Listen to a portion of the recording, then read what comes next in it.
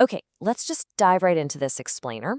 We are going to meet a completely revolutionary thinker who basically suggested that our entire world might just be a grand illusion. We're traveling back over 2,000 years, all the way to ancient Athens, to explore the mind of Plato. His ideas are actually so foundational that a lot of people describe all of Western philosophy as really just a series of footnotes to his work. So I want you to start off by really asking yourself this question. Are we confusing appearance with reality? Seriously, just look around you right now. The screen you're looking at, the chair you're sitting in, the sounds you're hearing, even the texture of the desk right beneath your hands, or the light coming through the window. I want to challenge you to consider if what you see and experience every single day is actually real, or is it just a highly convincing, surface-level facade masking a much deeper truth? Now, Plato absolutely did not sugarcoat his views on human nature. He believed that most of us are easily misled simply because we flat out refuse to think deeply. We just accept what's immediately visible. To him, an ordinary person is entirely content to just look at what's right in front of them, never really questioning the underlying fabric of existence. And to truly grasp where Plato's ideas came from, we have to talk about his teacher, Socrates. Now, Socrates never actually wrote anything down himself. Instead, he just wandered around the bustling marketplace of Athens asking incredibly difficult questions. He completely shattered people's preconceived notions of morality and truth. And unfortunately, that ultimately cost him his life when the state executed him for it. So Plato took his brilliant teacher's method and wrote out these philosophical dialogues. He functioned almost like a philosopher Shakespeare, if you will, using these dramatic conversations to convey absolutely mind-bending ideas about reality. So here's our roadmap for today.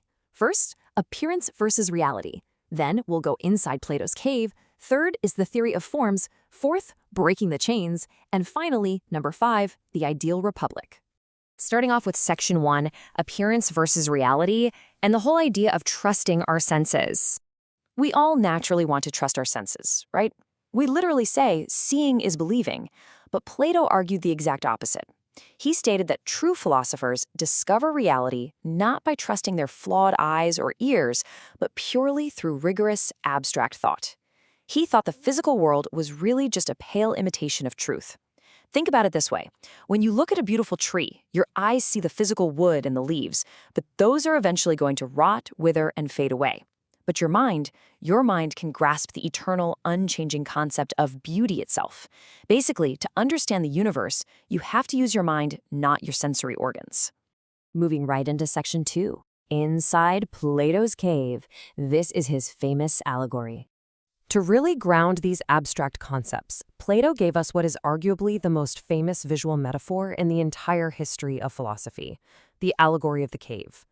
I want you to imagine people who've been chained to a cold cave wall literally since birth.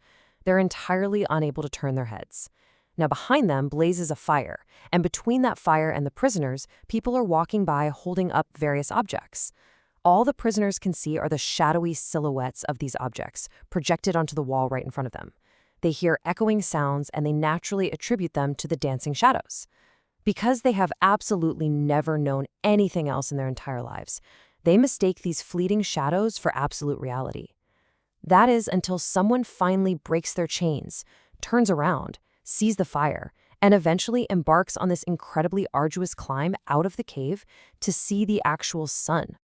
Which brings us to section 3, the theory of forms, looking at flawed copies versus the perfect ideal. So what exactly happens when you make it out of that cave and into the sunlight? Well, you move from the realm of illusions into what Plato believed was the actual true reality. And this is his theory of forms. Let's contrast flawed real-world items against perfect concepts. Think of every single circle you have ever seen or drawn in your entire life. Honestly, none of them are perfectly mathematically flawless. Yet you understand exactly what the phrase perfect circle means. Why is that? Well, according to Plato, it's because your mind has access to the abstract perfect form of a circle.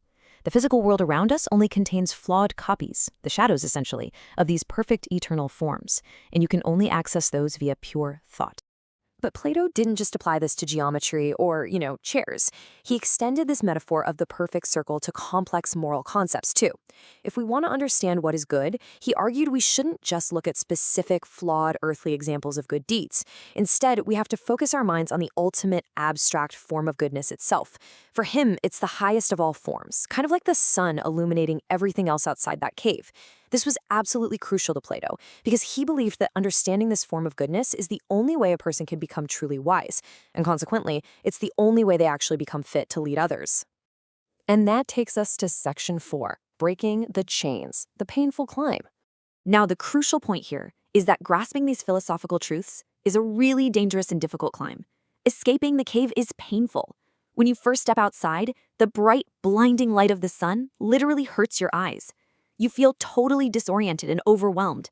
It requires immense, agonizing effort to question everything you have ever known and to intentionally break the chains of your own ignorance to seek the truth. But the philosopher's journey doesn't just end in the sunlight. They actually have a moral duty to return to the darkness of the cave to try and free the others. But here's the real tragedy of it all. When they go back down into that gloom and try to explain that the shadows on the wall are entirely fake, the ordinary people simply won't believe them. The prisoners will think the philosopher has gone completely crazy. In fact, they might even attack them for threatening their comfortable reality. And Plato wrote this with a very specific, heartbreaking event in mind. The prisoners violently attacking the freed philosopher perfectly mirrors the city of Athens executing his beloved teacher, Socrates, simply for trying to show them the truth. Finally, section 5, the ideal republic, building a balanced state. So how do we actually apply all of this to human society? Let's connect Plato's abstract metaphysics directly to his highly controversial blueprint for a political state. In his most famous work, The Republic, Plato maps out what he saw as a perfectly balanced society. He believed that society should reflect a balanced mind where reason controls your emotions and desires. Therefore, in his pretty rigid hierarchy, philosopher kings, the ones who have actually seen the ultimate truth, they are the ones who must rule through reason. Right beneath them are the soldiers, who are driven by courage to protect the state. And finally, at the base, the workers, who produce the goods and are driven by basic human desires. Now, just objectively looking at it, Plato's ideal state was fundamentally a totalitarian blueprint, because he sincerely believed that only philosophers could truly understand reality and that ultimate form of goodness. He completely eliminated democracy and voting from his ideal state. In this society, citizens are literally required to surrender their personal pleasures for the greater good of the collective state. It's a strictly anti-democratic structure where life is tightly controlled from above. Power, alongside some carefully constructed noble lies, is actively used to maintain absolute social harmony and order. He actually took this control so far that he even advocated for banning the arts, which, sounds really surprising that a great philosopher would want to ban art, but his logic is fascinating if you follow it. To Plato, painters and poets are merely copying appearances. A painting of a chair is just a copy of a physical chair, which, remember, is itself only a flawed copy of the eternal form of a chair. Therefore, art is literally a shadow of a shadow. He felt it appeals to our raw, irrational emotions and actively misleads citizens away from those perfect forms and the clarity of rational thought. It's such a challenging, intense philosophy that really forces us to deeply question our own assumptions about the world. So I want to leave you with this final provocative thought.